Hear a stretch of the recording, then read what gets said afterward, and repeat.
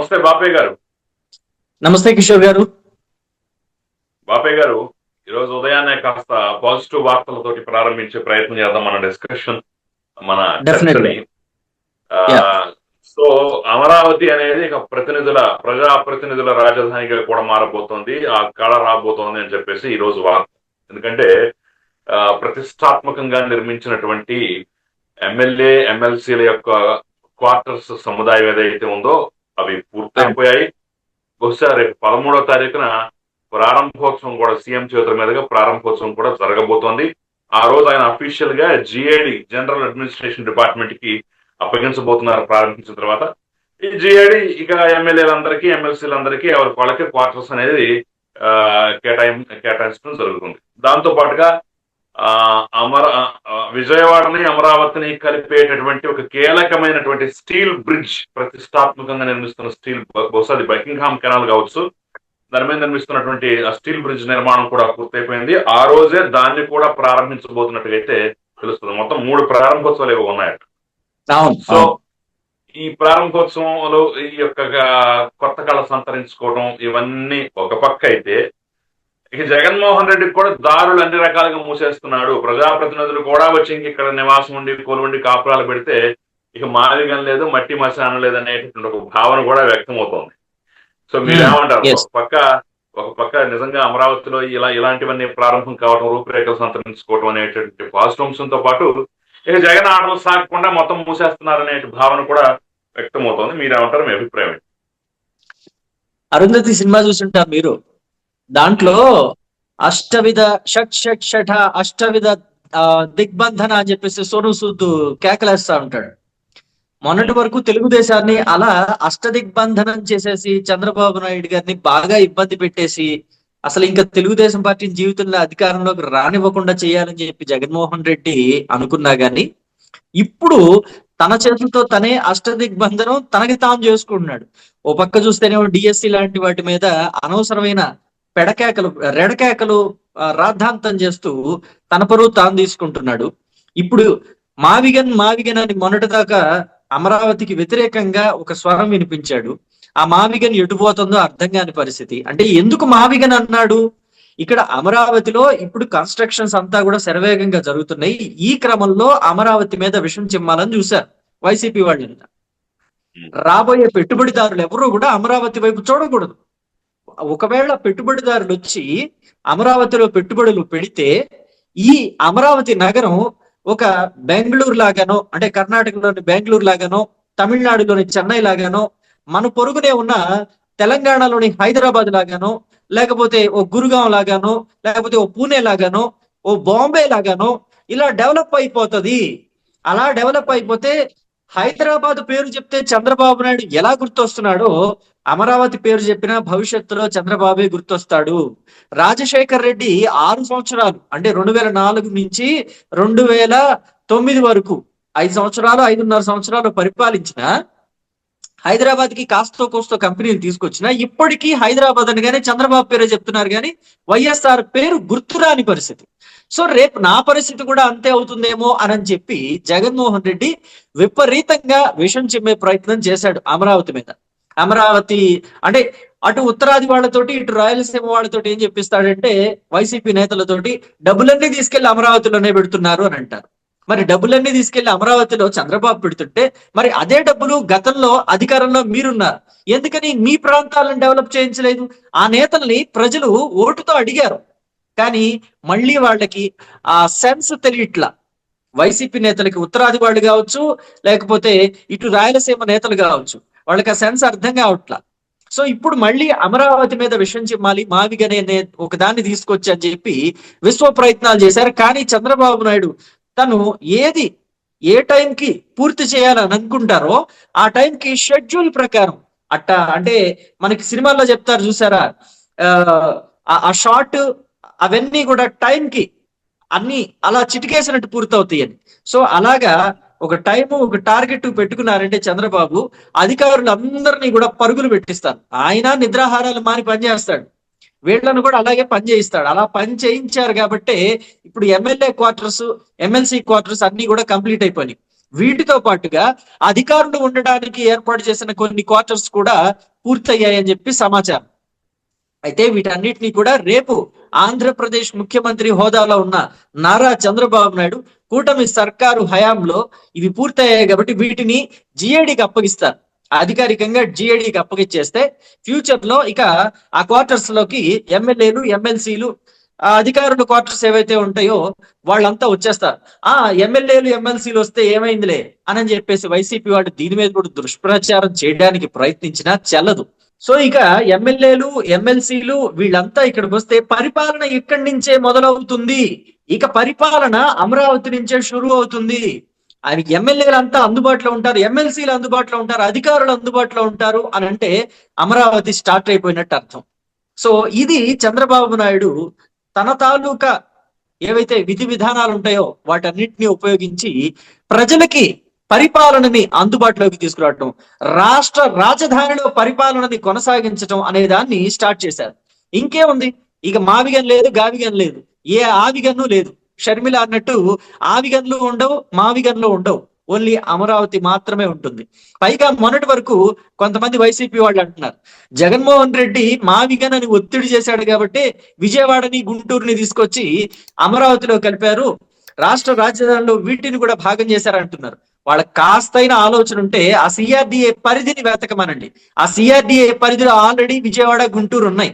గుంటూరు, విజయవాడ ఉన్నాయి అని తెలిసే జగన్మోహన్ రెడ్డి మావిగన్ అని పెట్టాడు. అయితే దాన్ని కాస్త సైడ్ ట్రాక్ పట్టిద్దామని చూసినా అది కుదరలేదు అనుకోండి. సో అయితే ఇప్పుడు ఎమ్మెల్యే, ఎమ్మెల్సీ క్వార్టర్స్ మాత్రమే కాకుండా కీలకమైన కొన్ని పనులను పూర్తి చేశారు. అంటే అమరావతి రాకపోకలని చాలా సులభతరం చేశారనమాట. ఈ సీడ్ యాక్సెస్ రోడ్లు లాంటివి ఉన్నాయి కదా, వాటిల్లో ఒక రోడ్డు కంప్లీట్ అయింది. దొండపాడు అలాగే మరొక గ్రామానికి మధ్య ఉండే కీలకమైన రోడ్డు. ఈ రోడ్డు పూర్తవటం వల్ల అటు విజయవాడ నుంచి అమరావతి వచ్చే వాళ్ళకి, ఇటు గుంటూరు నుంచి అమరావతి వచ్చే వాళ్ళకి రాకపోకలు చాలా సులభతరమైన, వేగవంతంగా వాళ్ళు అమరావతికి చేరుకోవచ్చు. ఆ వెహికల్స్ కూడా అంటే ఇప్పటి వరకు ఆర్టీసీ బస్సులు క్రమంగా రావట్లేదు, తక్కువగా వస్తున్నాయి, అమరావతి వెళ్ళడానికి బస్సులు తక్కువగా ఉన్నాయని ఒక కంప్లైంట్ ఉందో ఏదైతే ఉందో దాన్ని కూడా పూర్తిగా చెరిపేసే పరిస్థితి.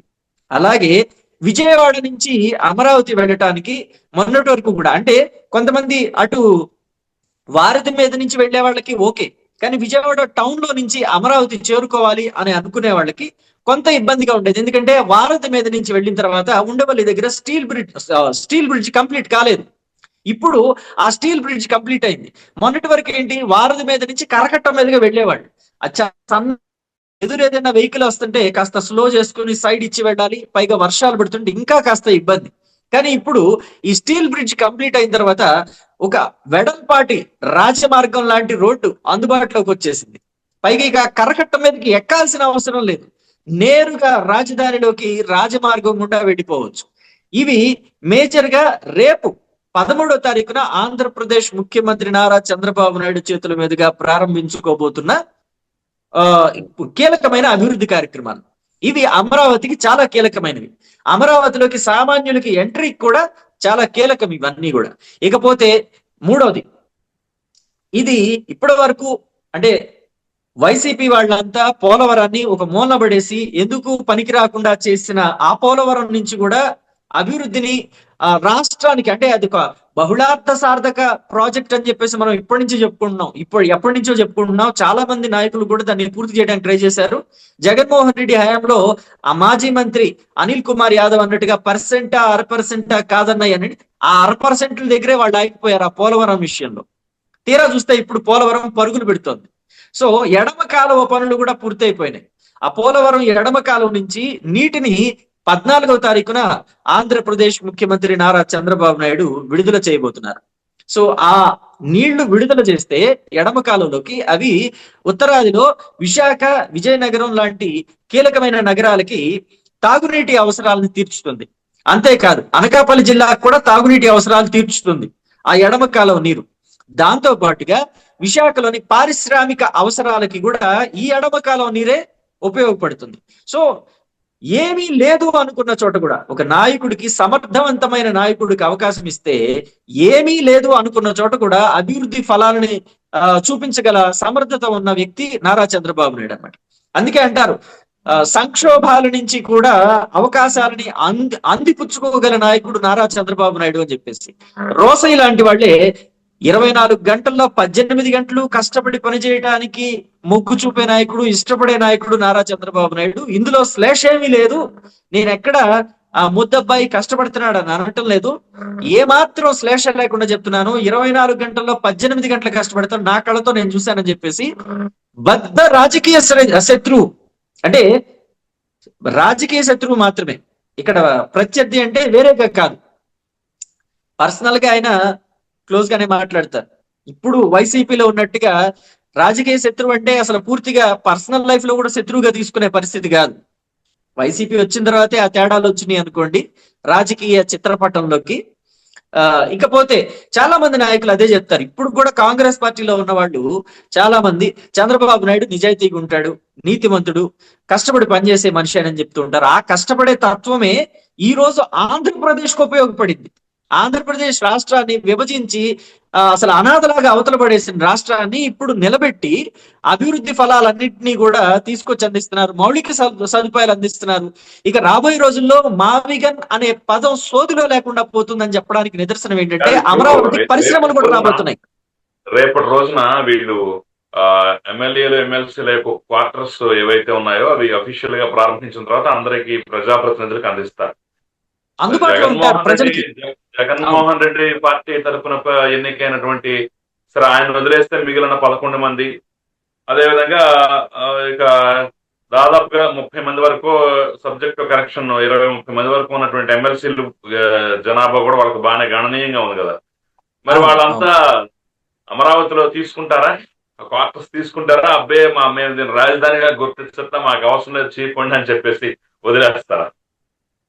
అంటే ఇక అది జగన్మోహన్ రెడ్డి గారి మీద ఆధారపడి ఉంటుంది. ఇప్పుడు ఆయన వద్దు అన్నాడంటే వాళ్ళు కూడా వెనక్కి వెళ్ళిపోవాల్సిందే. ఇప్పుడు ఆయనకి ఇష్టం లేదనే కదా వీళ్ళు కూడా అసెంబ్లీకి వచ్చి సంతకాలు పెట్టేసి జీతాలు పెట్టడం. మరి ఇక్కడ ముసుగేసుకుని లోపలికి తోరలేరుగా క్వార్టర్స్ లోకి. ఇక్కడ అసెంబ్లీ అంటే అక్కడ దాకా వచ్చి లోపలికి రాకుండా రిజిస్టర్ లో సంతకం పెట్టి వెళ్ళిపోవటం అనేది తేలికైన పని.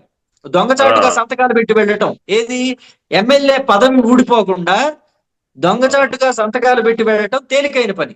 కానీ ఇక్కడ ఎమ్మెల్యే ఎమ్మెల్సీ క్వార్టర్స్ లోకి ఎలా దొంగచాటుగా రాగలుగుతారు? ముసుగేసుకుని వస్తారా? పాత సినిమాలో రఘు కప్పుకునో కంబళి కప్పుకునో లాంతర పట్టుకుని వెళ్ళినట్టు చీకటి పడిన తర్వాత ముసుగేసుకుని లాంతర పట్టుకుని వెళ్తారా? అలా కుదరదు కదా.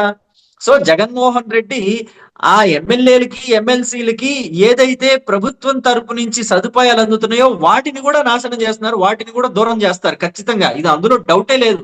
ఆయన రానివాడు. ఎందుకంటే చంద్రబాబు నాయుడు కట్టిన ఇళ్లలో వైసీపీ ఎమ్మెల్యేలు ఉంటున్నారు అని అంటే జగన్మోహన్ రెడ్డికి అది అసలు తీవ్రమైన అవమానం లాంటిది. అసలు ఆయన భరించలేడు, ఆయన తీసుకోలేడు. అది ఆయన కుదరదు, ఆయన వల్ల కాదది. ఎందుకంటే చంద్రబాబు నాయుడు అనే పేరు వినబడితేనే నిదట్లో కూడా ఉలిక్కి పడతాడు ఆయన. షర్మిల అంటది పద్దాకల, నువ్వు అద్దంలో చూసుకుంటే నీ మొహం కనిపిస్తుందా, నీకు చంద్రబాబు నాయుడు మొహం కనిపిస్తుందా అని అడుగుద్ది జగన్మోహన్ రెడ్డిని వాళ్ళ చెల్లెలు. అంత ఉలికిపాటు, అంత కలవరపాటు చంద్రబాబు నాయుడు పేరంటేనే, చంద్రబాబు నాయుడు అంటేనే. సో అందుకని ఆయన అసలు రాజకీయ చిత్రపటం మీద లేకుండా చేయాలని కూడా ప్రయత్నం చేశారు. కానీ దేవుడి దయ వల్ల అవేం కుదరలేదు. మళ్ళీ చంద్రబాబు నాయుడు ఆ యమదొంగ సినిమాలో మోహన్ బాబు అంటాడు చూడండి, యముడు ఇక్కడ పాపులు అక్కడ ఇది అని చెప్పేసి. సో అలాగా ధర్మాన్ని రక్షించే యమధర్మరాజులాగా ఆయన సీట్లో ఆయన కూర్చున్నాడు. ఆయన మీద కాస్త కఠినమైన మనిషి అనే పేరుంది అంతే. కానీ పాపులను శిక్షించాలంటే, పాపుల భరతం పట్టాలంటే ఆయనే.